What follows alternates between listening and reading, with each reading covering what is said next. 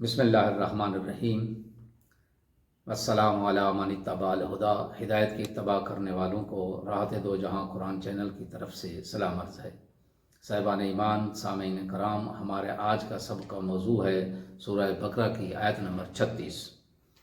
آغاز کرتے ہیں پروردگار کے پاک نام سے۔ بسم اللہ الرحمن الرحیم۔ فَأَزَلَّهُمَا الشَّيْطَانُ عَنْهَا فَأَخْرَجَهُمَا مِمَّا كَانَ فِيهِ وَقُلْنَا اهْبِطُوا بَعْضُكُمْ لِبَعْضٍ عَدُوٌّ وَلَكُمْ فِي الْأَرْضِ مُسْتَقَرٌّ وَمَتَاعٌ إِلَىٰ حِينٍ۔ ترجمہ یہ ہے کہ پس شیطان نے ان دونوں کو وہاں سے پھسلا دیا، پھر جس نعمت میں وہ دونوں قیام پذیر تھے اس سے ان دونوں کو نکلوا دیا، اور ہم نے کہا کہ اب تم ایک دوسرے کے دشمن بن کر نیچے اتر جاؤ، اور ایک مدت تک زمین میں تمہارا قیام اور سامان زیست ہوگا۔ سامعین کرام، اس میں استعمال ہونے والے چند کلمات، ان کی تشریح۔ پہلا لفظ ہے آزلہ۔ آزلہ کا معنی ہوتا ہے لغزش، پھسلنا، راہ حق سے منحرف ہونا۔ دوسرا کلمہ جو ہے وہ ہے اہبتو۔ اہبتو کا مطلب ہوتا ہے نیچے اترنا، پست ہونا، پہلے سے بدتر حالت میں آ جانا۔ تیسرا کلمہ اس میں ہے مستقرن۔ مستقرن کا معنی ہوتا ہے ٹھکانہ، استقرار کی جگہ۔ اور آخری کلمہ جو ہے وہ جو اس میں ہے وہ ہے متاعن۔ متاعن کا معنی ہوتا ہے فائدہ اٹھانا۔ اس آیت کی مختصر سی تفسیر یوں ہے کہ حضرت آدم علیہ السلام کو اللہ تعالیٰ نے زمین پر بسانے کے لیے ہی خلق فرمایا تھا۔ چنانچہ شروع میں ہی اللہ پاک نے فرمایا کہ انی جاعل فی الارض خلیفہ۔ پھر اس خلیفہ ارضی کو زمین پر بسانے سے پہلے کچھ مراحل سے گزارا۔ ان میں سے پہلا مرحلہ یہ ہے کہ حضرت آدم علیہ السلام کو ملائکہ پر فضیلت بخشی اور انباہم باسمائہم کے ذریعے انہیں معلم ملائکہ بنایا۔ اور دوسرا مرحلہ یہ ہے کہ ان کے مقام و مرتبے کا اعتراف لینے کے لیے فرشتوں کو ان کے سامنے جھکا دیا۔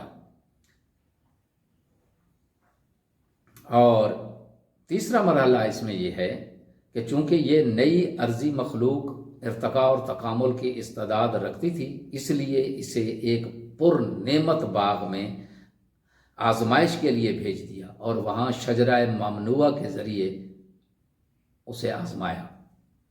اور چوتھا مرحلہ یہ تھا کہ میدان امتحان میں ایک عیار دشمن سے اس کا سامنا کرایا۔ اپنے ازلی دشمن سے ناواقف اس نئی مخلوق کے لیے یہ مرحلہ قانون ارتقاء کی ایک لازمی شق کے طور پر ضروری تھا، کیونکہ چالاک دشمن یہ جانتا تھا کہ اس نئی مخلوق کی سرشت اور فطرت میں حصول کمال اور بقا کی خواہش موجود ہے۔ چنانچہ اس نے آدم کو ان کی فطری خواہشات کے مطابق کچھ چیزوں کے لالچ میں مبتلا کیا۔ ان میں پہلی چیز جو ہے وہ اس نے حیات ابدی کا لالچ دیا۔ یہ سورہ اعراف میں اس کا ترجمہ بیان کر رہا ہوں کہ تمہارے رب نے تمہیں اس درخت سے صرف اس لیے منع کیا ہے کہ ایسا نہ ہو کہ تم فرشتے بن جاؤ یا حیات ابدی پا جاؤ۔ اور دوسرا لالچ جو اس نے دیا وہ اس نے کہا کہ حکومت اور سلطنت کا اس نے لالچ دیا۔ سورہ طٰہٰ میں ہے، اس کا ترجمہ عرض ہے کہ کیا میں تمہیں ہمیشگی کے درخت اور لازوال سلطنت کے بارے میں بتاؤں؟ یہ شیطان نے کہا حضرت آدم علیہ السلام کو۔ اور پانچواں مرحلہ جو تھا وہ ستر پوشی کا فقدان تھا۔ بظاہر شجر ممنوعہ سے کھانے کا طبی نتیجہ تھا کہ حضرت آدم علیہ السلام اور حضرت حوا علیہ السلام کو ستر پوشی کی ضرورت پیش آئی۔ حضرت آدم علیہ السلام کو زمین پر بسانے سے پہلے دو دشمنوں سے آگاہ کیا گیا۔ ایک داخلی دشمن جس کو خواہشات نفسانی کہتے ہیں، اور ایک بیرونی دشمن جسے ابلیس کہتے ہیں۔ اور ساتھ ہی یہ درس بھی دیا گیا کہ بیرونی دشمن داخلی دشمن یعنی خواہشان نفسانی کے ذریعے ہی حملہ آور ہوتا ہے۔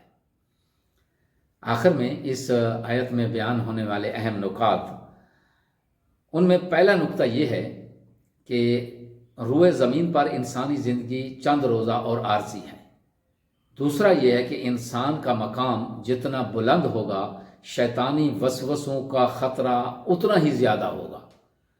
تیسرا اہم نقطہ یہ ہے کہ حکم شرعی یعنی تشریع کی مخالفت، حکم تشریع کی مخالفت گناہ اور عصمت کے منافی ہے، لیکن امر تقوینی یعنی جس کو ارشادی امر کہتے ہیں اس کی مخالفت گناہ نہیں ہے، لہٰذا عصمت کے منافی یہ بات نہیں ہوگی۔